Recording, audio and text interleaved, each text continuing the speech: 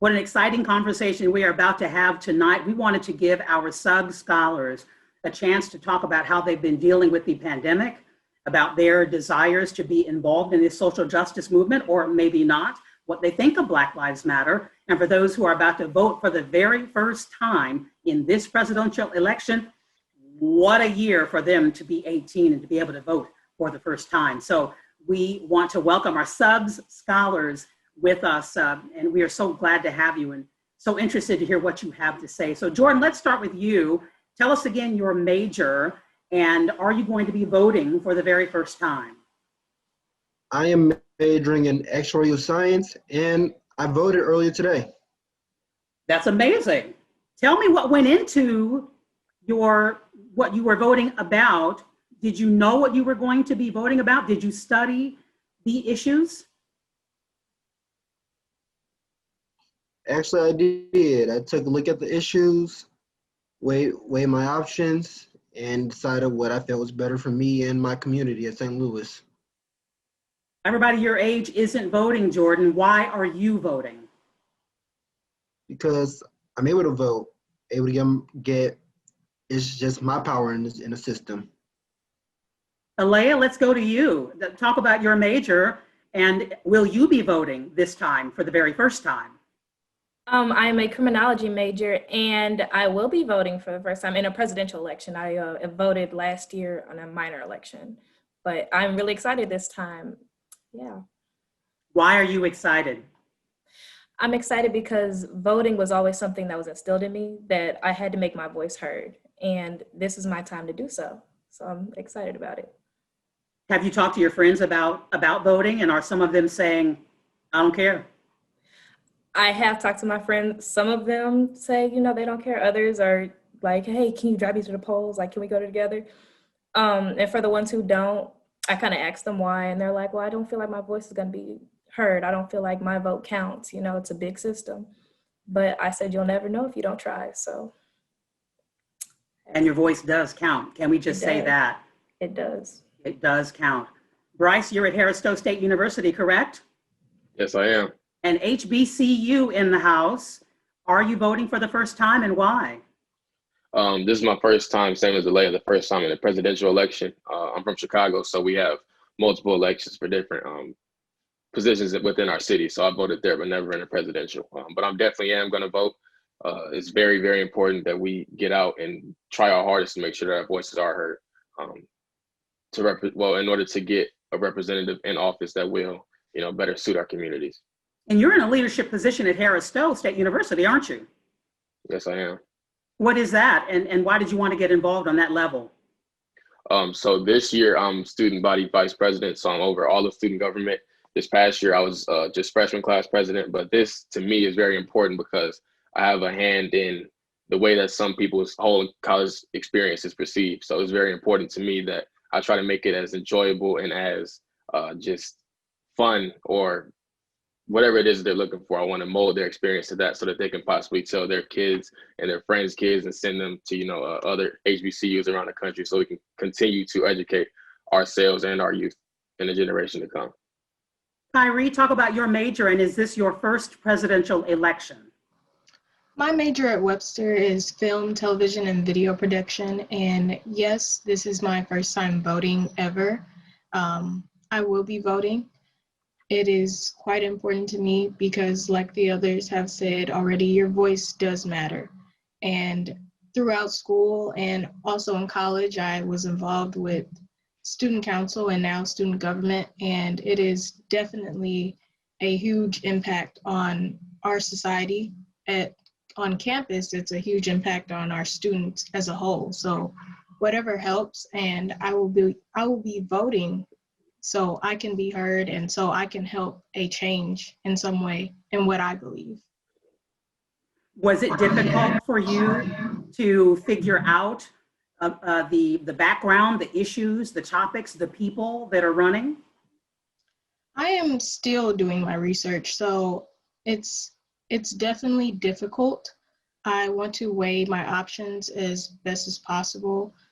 It's difficult and easy in a way because I know what I believe, and I know what I want to be changed. I know what I want to be instilled for everyone. But the challenge is going that extra step and understanding every single detail. Has any of it, you guys have all said you're doing your research, has any of it been confusing?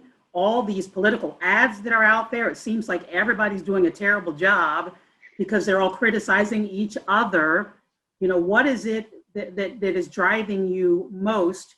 Bryce, let me go back to you. Do you hear these political ads, and how do they affect you? Definitely hear them and I see them. And, being in our generation, social media is huge in our day-to-day lives. So, we see the criticism and the praise for both parties that are running right now. It is a little bit difficult, because you may learn something about one party that you can be like, oh, wow, that's despicable. I would never vote for them. And you learn something about the other that can possibly be worse. So I think that looking into the facts, because, media can be skewed for certain political parties. So look into the facts and what's proven to that can happen or has actually happened for people with past political careers is very key during this time. Jordan, are the political ads getting on your nerves? Are they weighing in you've already voted, but did they weigh into your decision making? The political ads didn't. So I know advertisers are manipulating. I do research on my own, and that's how I make my decision. Alea, what about you? And because what they're trying to do is tell you who they are, and they're trying to tell you what the other candidate is like or is not like. Well, my mom definitely told me that we are from the show me state. So I have to have facts. You have to show me what you're about. I have to do my research and knowing, because, talk is cheap, and I want to know, and I want to make sure that who I vote for is going to bring a better change to my community. Therefore, I'm going to look at your stats. I'm going to look what you're about. I want to see what you represent, how you apply yourself in different situations to make sure that you have my vote. So let's talk about the pandemic, because it is certainly the one thing that is affecting the entire planet. When they say we are all in this together, it is actually true. Clearly, some are affected differently than others. We know African Americans 3 times more likely to die from coronavirus. So let's talk about how the pandemic impacted your lives as high school students, and even going forward now as college students. Alea, there's a look on your face. I'm not quite sure what it means, but I'm going to go to you. I've been through quite a bit. It definitely impacted my last year. From when it started in about March, I was attending community college at the time. So I remember my teacher was like, yeah, so this is going to be the last time I'll see you guys this semester. You guys have a great one. And I was like, why would you say that? And the next day they canceled school. I remember I was working a lot more. I work in the health field currently. So I was working more, and I was trying to balance school and this new idea of like virtual learning. And I remember I was valedictorian, and I had to record my valedictorian speech. And I thought this was just the weirdest thing. And like, how did the world change in a matter of, it seemed like minutes. So it was a lot. How's your stress level now, Alea? Good question. I think it's better when you take it day to day, and that's what I've been doing. I've taken it day to day. Kyrie, how did it affect you, dear? The pandemic as a whole, I will start by saying it has been quite stressful, school-wise, personal-wise, in every aspect in a way. When it began, it did take away from my senior year. I was a co-op student, so I did not go to school a full day anyway. However, there were events that I did miss out on, and I definitely wish I would have been able to be a part of, but I understand. College-wise, it has been quite difficult, but I was taught growing up, you don't stop. Challenges come and you will fight. So I've definitely taken that mentality with me. It is difficult, but I am continuing to take it day by day, like was said before, and I will continue to fight. Yeah. Good advice. Continue to fight. Bryce, how has it affected you? It's affected me and everything I do very drastically, especially here on campus. You know, being in the leadership position and having been in one last year as well, it's on us to host events and just to do things to bring the community together. So being at a point in time where we can't congregate, we can't bring people together, it handicaps us, it ties our hands very bad. And it's very frustrating along those lines because right now, you know, we do have people living on campus. I'm living on campus and I'm a resident assistant, but we're not allowed to do a single thing in person, not even if we were to, you know, follow CDC guidelines as far as occupancy or, you know, social distancing, wearing masks and things like that. We can't do anything in person. So it's kind of hard trying to make sure that we can keep students engaged while just doing things virtually, because, you know, at a certain point, it does kind of get tired. And it's like, I wish I could really do this in person. So it's frustrating. I hate to see that the students are sad and, you know, watching freshmen that had to go through not getting a chance to go on prom, not actually getting a chance to, you know, experience that graduation or give those very important speeches. And then now this, their first year and their first exposure to college and possibly being away from home is just like, you know, diluted. I hate to see it, but, you know, we are going to prevail. We'll get through it. And safety is definitely the first thing. Can I just say that I can hear the leadership in Bryce's voice, because leaders listen, and Bryce heard what you had to say, Alea, what you've gone through, not giving your speech, Kyrie, what you're going through, and he incorporated that into what he had to say and how he is approaching the pandemic. And that's what leaders do. They listen and they incorporate that into what they're doing going forward. Let me just say, good job, Bryce. I can tell that you are a leader. I can tell all of you are. Jordan, talk to me about how this pandemic has affected you, and it robbed us all. What did it take from you? Yeah, this pandemic, while it did take my prom, because I was a senior last year, me and my school, we always find a way to think out the box, and we found a way to have a graduation while still maintaining social distancing. So this is how it's been for the past few months during this pandemic. Yeah, things have changed. It's been very difficult, but I still have to find a way. I can't just give up because this pandemic's not going anywhere anytime soon. So all I can affect is how I choose to go about it. And yeah, I found ways, thought outside the box, used my time wisely, and just kept on going. All right. And in the midst of the pandemic, of course, there's the death of George Floyd, the murder of George Floyd that we all witnessed, and then the ensuing protest. Black Lives Matter, of course, has been around for a very long time, since the death of Michael Brown in Ferguson. Let's talk about your feelings about protesting, about the protest, about social equity, racial equity, and Black Lives Matter. Alea, there are critics of the protests, many of them, people who call Black Lives Matter a Marxist organization, a racist organization. Meanwhile, thousands, millions have been in the streets protesting. Where's your heart as far as this is concerned? Actually, that's very interesting you brought it up. When I went into college, I didn't know what I wanted to be. And then I took a look around at what was happening in the world. And I found the most injustice in the justice system. So that made me go into criminology. Now I want to be a judge. Now I want to be able to be that change that was much needed in my community. So it drives me just to know the thought of injustice towards minorities or to anybody in general. So the whole Black Lives Matter movement, I support through and through. I'm here for every march. I want to be a part of it. I want to be in the midst. I want to be a part of the change. And I know that a lot of my fellow cohorts and everyone wants to be a part of this change. We want to be that beacon of light for this next generation.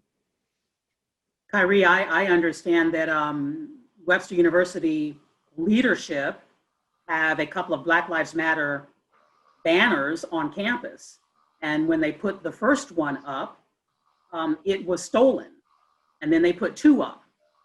So the campus has dealt with what the community around, some in the community in Webster Groves, where Webster University is located, what they feel about Black Lives Matter. So you're on a campus that says it supports Black Lives Matter. What do you think about the movement and about protest, and how do you react to people who think it's a racist, a negative influence in the United States? Well, for one, I'm glad you brought up Webster's campus. I have learned in the past few weeks that they are quite supportive of minorities with this scholarship, meeting people who look like me. And even, I don't live on campus, so driving to the campus and seeing the actual neighborhood around it and seeing those actual Black Lives Matter signs in the yards of individuals that live around the campus is quite supportive. And I love the Webster community as a whole so far. I don't think I will never feel opposite of that. But to answer your question, I fully support Black Lives Matter. The things that have gone on, it's hard to know that these things were going on before the movement even started. So we bring up these cases that are going on now, and knowing that it has not stopped, and a thought in the back of your head thinks it will not stop for a very long time. So I support what they do. Unfortunately, I have not been able to be within a protest. I would like to be, but at the same time, I'm afraid in a sense to be a part of possible violence from outside individuals.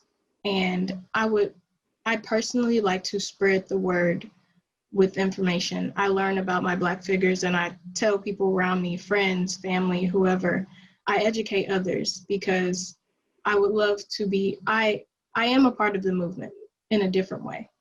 So I love Webster for showing their support, and I love what is going on with Black Lives Matter as a whole. Let me help you, because what you're going to say in the future, Kyrie, is I am a part of the movement, period. You are a part of the movement.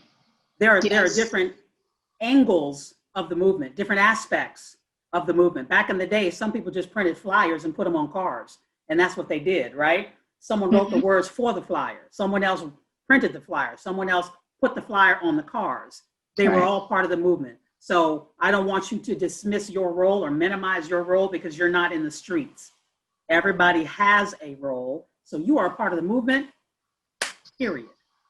Right? Thank you. Yes, I am. Yes. Let's talk to the two brothers on this panel, because when we talk about, certainly as Black women, Alea, Kyrie, and I have faced issues as Black women, and as Black women, but as Black men, a completely different force can come against you, completely different attitudes about you, a completely different level of fear about you. And so talk to me about, Bryce, let me start with you, and then Jordan, I'll go to you, about Black Lives Matter. Is it something that you support? A lot of people feel very negatively about it. And have you engaged in protesting, or would you? I think that, well, let me start off. I 100% support Black Lives Matter, but something that frustrates me about people that oppose that is that we're literally starting at the lowest request here by saying that our lives matter. That's the minimum to say something about our lives. We just did on campus last night. We wrote different names and different sayings for Black people in our quad and going down towards our main academic building. And I wrote "matter is the minimum" because that's really what it is. You know, we're trying to fight just to tell ourselves, our communities, everybody that we matter. And lives, I can't necessarily put a word to it, but matter should not be equated with life. Life is more than something that matters. So I definitely stand with the movement, and with protests, I believe that we have to continue to protest physically, but we also have to protest in different ways, whether it be pulling our money from corporations that have funded white supremacist agendas, and that being, you know, the mass incarceration of us Black men and Black women, or minorities in general. And we also have to find ways to put funding into our own communities and ways to educate and to spread the word about different things going on. So any and every position in this process and in our movement towards, you know, true liberation is very, very important. So I stand with the protest 100%. And I have done my part in doing certain things, but I know that I can do more.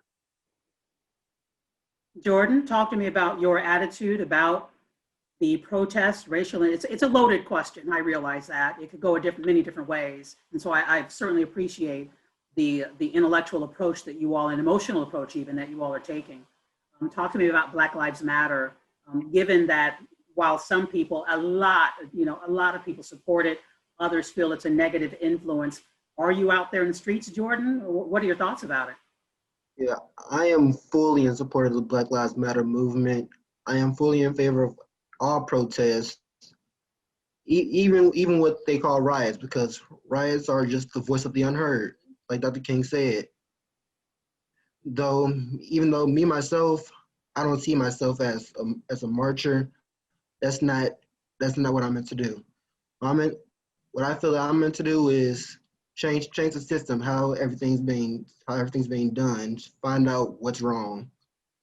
That's where I feel I belong. And that's what I'm trying to do. I do a lot of research, go back, and what frustrates me is how little the Black community, we have no politicians give us nothing. We're always overshadowed by other minorities. Yeah, other minorities, they need help too, but we need it first. Our lives are in danger. Just our skin invokes fear in others. A lot of us are in poverty, and we just keep getting pushed by the side by both political parties, and it frustrates me.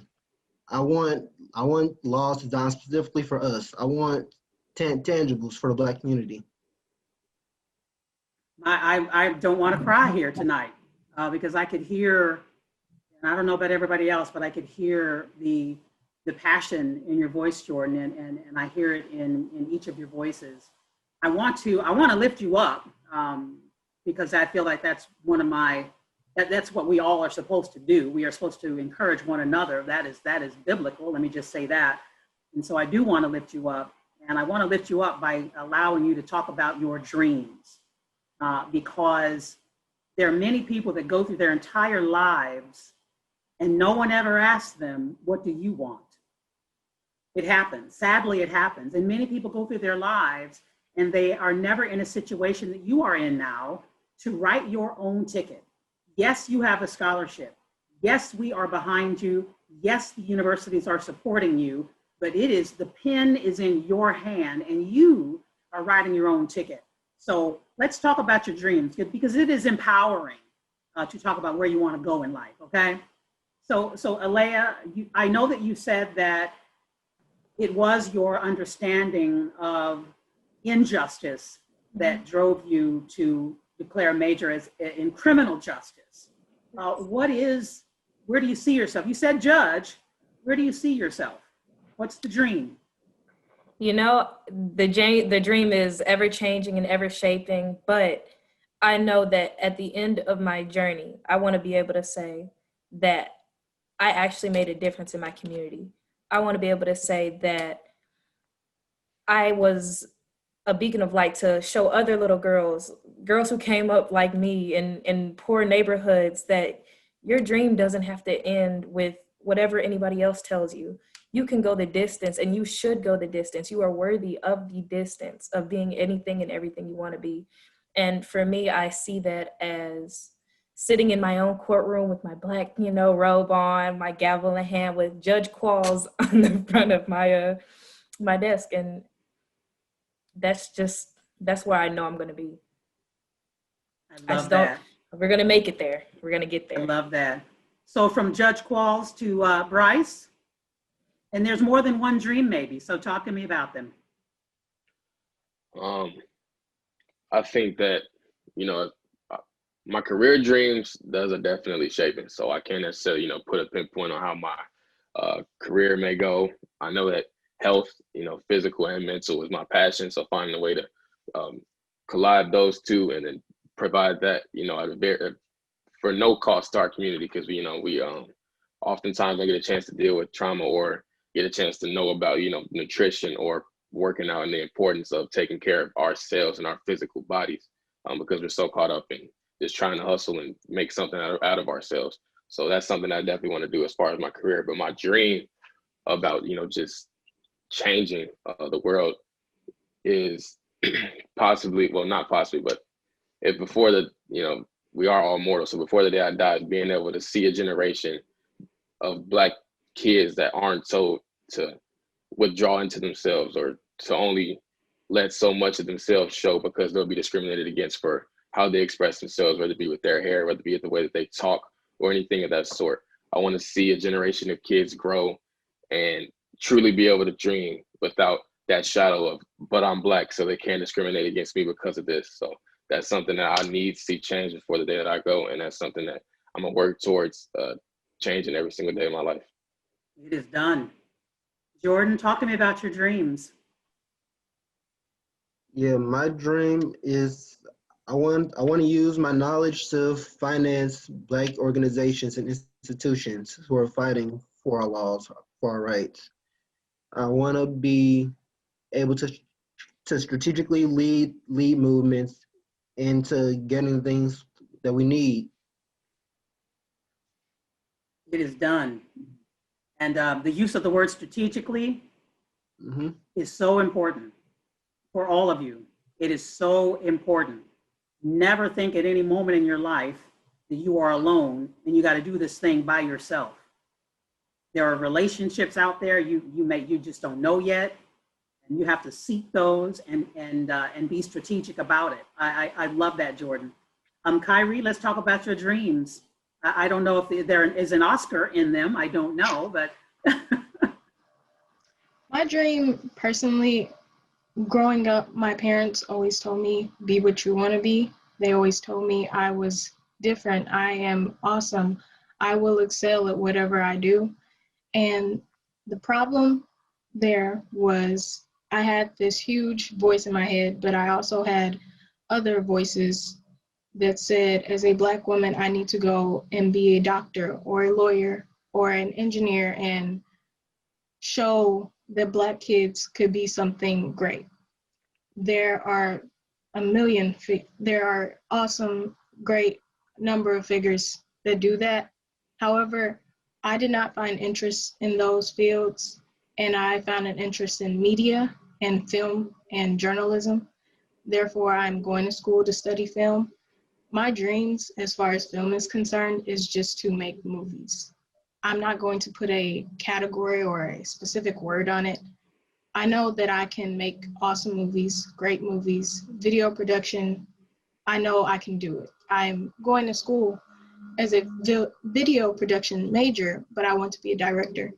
And I love movies. I watch them all the time, and I see these movies and my favorite movies, and sometimes it's hard finding Black movies on these platforms. And I want my movies to be all over platforms. That way there's no one who is my age one day and says, I want to watch a Black movie, and they go on Netflix, if Netflix is still there 50 years from now, and they go on Netflix and they say, I can't find enough Black movies that interest me. I want to be that director who has a bunch of movies that are unforgettable. Dreams that are away from the career that I intend on doing. I really want to give back, not necessarily to my community, but to kids like me.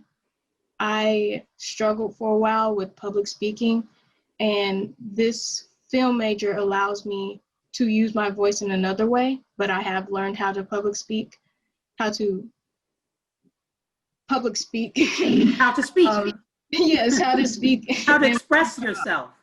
Yes, and I have learned over the years that I'm not alone, and there are many children, kids my age, my peers, who still have trouble with it to this day. And specifically, I want to help kids use their voice. I love that. Most adults, Kyrie, most adults are afraid to speak publicly. So it's very, very common. It's very common. And there's so many ways. And if you reach out to me, I would love to help you. So we're going to let you go. But before we do, I want to give you a chance to, someone influenced you, one or two people. And clearly, a lot of you have talked about your parents, but give you a chance to talk to us about who that was that got you to this point that you are right now, a Suggs Scholar. Jordan, who was that in your life? Yeah, that'd be both my mom and my dad. They were with me, very supportive of me all the way, no matter where I went. They taught me not to. They told me to think for myself, come to the things on my own. That's why I'm so good at research, because I know they both grew up with very troubling past, and it's a miracle that they're together, and it's a blessing for me that they're together, because they work so well together, and they're such great role models. I aspire to be like both of them. What are their names, Jordan? Patrice Noble and Sean Noble. Yes, absolutely. Alea, the name, who is that person or persons who got you to this point in life? I was raised with the mentality that it takes a village to raise a child, and I definitely have a very strong village, from my primary family to my church family to everyone, and they know who they are. But especially my mom, Angela Qualls, and my dad, Alan Qualls, the things that they instilled in me, the things that people saw in me that I didn't see in myself, I think that's just an amazing feeling to have somebody who sees you and says, you're going to make it, and I'm going to help you through the whole way. And that's a testament to the Suggs Scholarship. Thank you for you guys seeing something in me that I didn't see yet, but now that I see it, we're going to go the distance. So. And Alea, you got to shout out the church. Come on now. Most definitely. Greater Mount Carmel Missionary Baptist Church. You guys are my lifeline. I love it. Thank you, guys. All right, Bryce, who is it that, and clearly more than one person, as Alea said so beautifully, it does take a village. So who is that? Yeah, I definitely got to take that quote from Alea. It takes a village. So my village is very, very strong and very tight knit. But just to give three names, it's the three people that I grew up with in my house. That number one being my older brother, my role model, Brian Dean Jr., my father, Brian Dean Sr., and my mom, Jessie Dean. They just always instilled in me that you never, ever quit, no matter what you're doing. If you see a dream, if you see anything that you want, you're going to have to work at it, and you will never give up at what you're trying to achieve. So I just really have to thank them for always putting that aside of my heart, always beating my head in that you can't give up, that you cannot ever stop moving forward, no matter what it is. If you get told no, then you find a way around it, because stopping is the only thing that you can't do. Kyrie? It takes a village. But I'd have to say every and anyone who has crossed my path, specifically my mother, Lakeisha Player, my father, Mr. Christopher Player, and someone who I've never met before, Mr. Fred Hampton, Chairman Fred of the Black Panther Party. When I learned about that man, he has been my idol for a good 5 or 6 years now. And I believe in him because you have to be as powerful, so powerful that the most powerful of a country intends to kill you. He was assassinated by the Chicago Police Department as well as the FBI.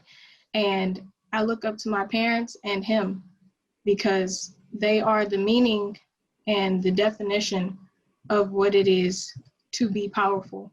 My parents have instilled so much into me in being the best that I can. And I believe in all three of those individuals because they have made me who I am. And there is a movie coming out about that, and I know that you will see that for sure, Kyrie.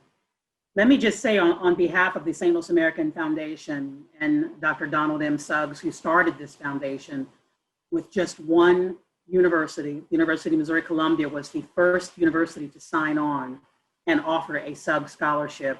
And then just a month or so ago, Webster University increased its scholarship offerings to 10 and over $1 million. The list of universities is so long. But I will just speak for Dr. Suggs. I'll be so bold as to think that I can and say that I'm looking at your faces, and The legacy that you are a part of is very real and it is very strong. You are now a part of a fraternity, a sorority, an organization, a group that believes that the way for our community to rise is through education. That is the way, and that is the key. And some people stop at high school, and that is okay, but get a high school diploma, and you have done that. We believe that we must hold each other up and hold each other accountable. And that accountability starts with saying that you are supposed to achieve. You said it, Bryce, matter is the minimum. You are supposed to achieve whatever that is. It is ingrained in you from your ancestors. There is an Africa long before the slaves were taken. That continent gave this world so much. Your history is deep and powerful and incredible, and you are a part of that. And so we are so glad that you have taken this charge, because that's what this scholarship is.